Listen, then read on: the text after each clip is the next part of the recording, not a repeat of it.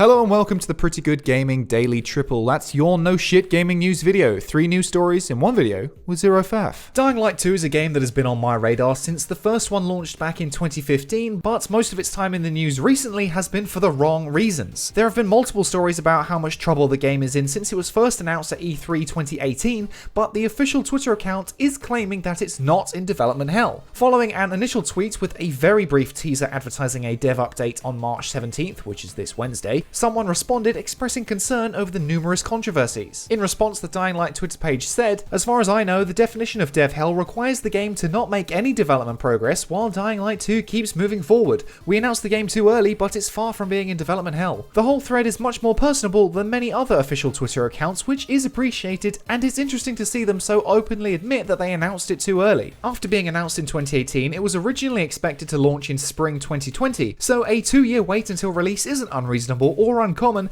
However, clearly that never happened, and now we have no idea when the game will actually launch. So many companies should learn from this that announcing games too far in advance just spells bad news. However, that won't ever stop them, since game announcements aren't even for us as consumers, they're for shareholders and financial backers. These dates serve as an indication on when investors can expect to see a return on their investments, i.e. when they can make some money. It is possible that we will get a revised release date on Wednesday's stream, though I would think that's ill-advised considering the several issues the game has already been facing, some of which are pretty damning. The game was indefinitely delayed last January despite originally being set for spring 2020.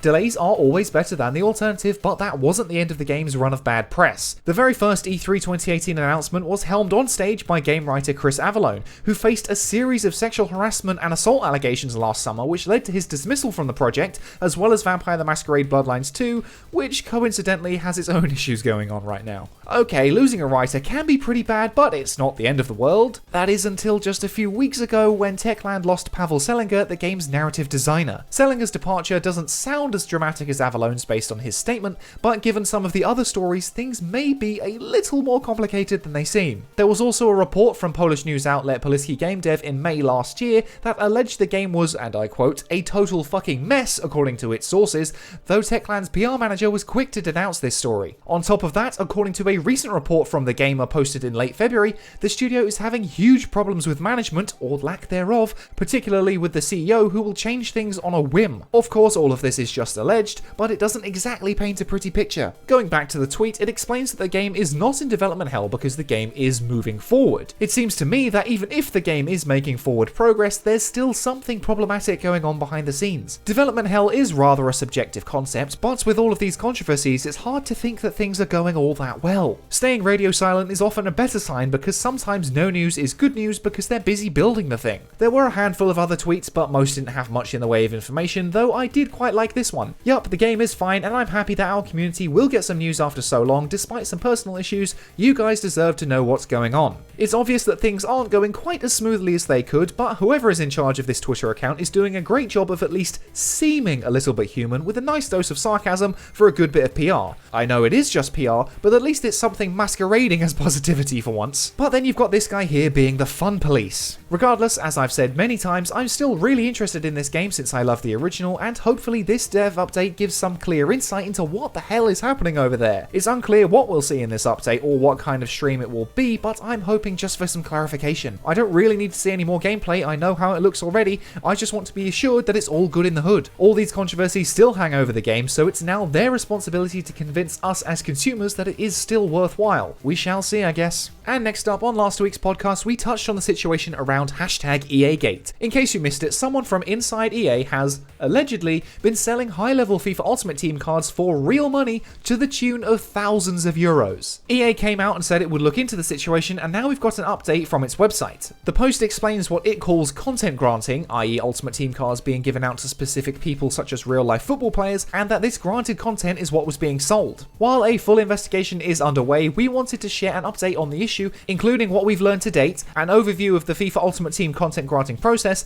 and the actions we're taking to tackle this serious problem. The alleged behaviour is unacceptable, and in no way do we condone granting or purchasing player items in exchange for money. This practice runs counter to the game's competitive integrity, okay, is a violation of EA's user agreement, and is not something we tolerate. We do not allow the trade or sale of items outside of our game for many reasons, including that it would create an unequal playing field for our community. I love the way that ends. It would create an uneven playing field for our community, as if the field was in any way even at all. Beyond the issues of child gambling, Ultimate Team fundamentally breaks any sort of legitimate competition because the kid with the most money will have the best cards and will have a huge advantage. It's nothing to do with skill, it's literally pay to win. Everyone knows that, it's always been that way. Even the concept alone of content granting breaks the system, especially since these cards cannot be traded, so it doesn't even work as its own independent economy. The post also talked about principles, even though I was under the impression that EA didn't really have any. Regardless of these actions, we appreciate how concerning this is to all our players, and we apologize for the impact of these improper grants within our community. We also appreciate how extremely annoying and frustrating it is that this practice might have come from within EA. We're angry too. We know that the trust of our communities is hard-earned and is based on the principles of fair play. This illicit activity shakes that trust. We've also been clear since the creation of Ultimate Team that items cannot be exchanged outside our game, and that's key to how we keep our game safe from manipulation and bad actors. This is a breach of that principle as well, and we won't let it stand. Trust is hard-earned, that is very true, but is there anyone out there who actually trusts EA? I don't mean in this community, of course, because we all hate them, but outside of it, you know, the normies who just play FIFA or Madden every year. Do they really trust EA? Ask the people you know who play these games, because even within the core fan bases, it seems people are still always raging at EA all the damn time. Beyond explaining that selling content will result in a ban and not trying to sound like total robots, EA explains what exactly content granting is and when it is done. Content is granted to players who haven't earned it through gameplay when a problem such as a technical issue occurs and the player must be reimbursed, testing the game to make sure the card doesn't break or interfere with systems or gameplay in unexpected ways, and discretionary content which goes to athletes, partners and employees who are part of the company or the world of football as a whole, i.e. actual pro footballers who get a card of themselves. Going forward, EA is suspending all discretionary content for an indefinite period, so bad luck millionaire footballers, no more free cards for you. I suppose that's a step towards stopping this from happening again, but personally I've got a better idea. Now hear me out, it's a little bit out there and ambitious.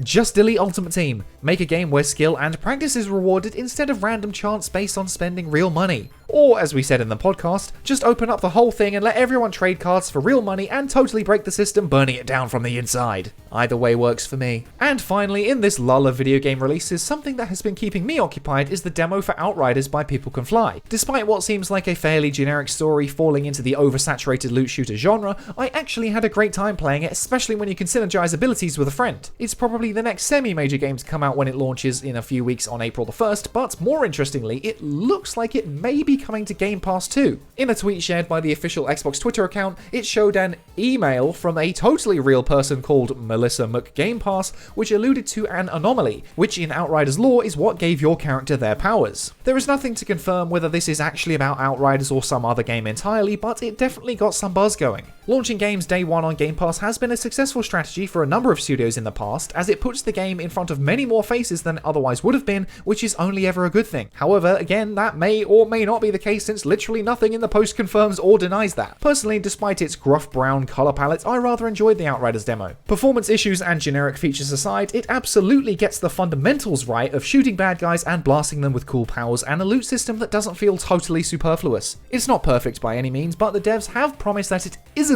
a game as a service, so I have much more faith in this loot shooter than some of its peers. And that's it for today. If you enjoyed this no shit format, go ahead and give the video a like to give it a boost, hit subscribe and the bell if you want to stay up to date on all future installments, toss a coin to your YouTuber over at patreon.com/prettygoodgaming. I've been Henry Cooper, that's all for today, bye for now.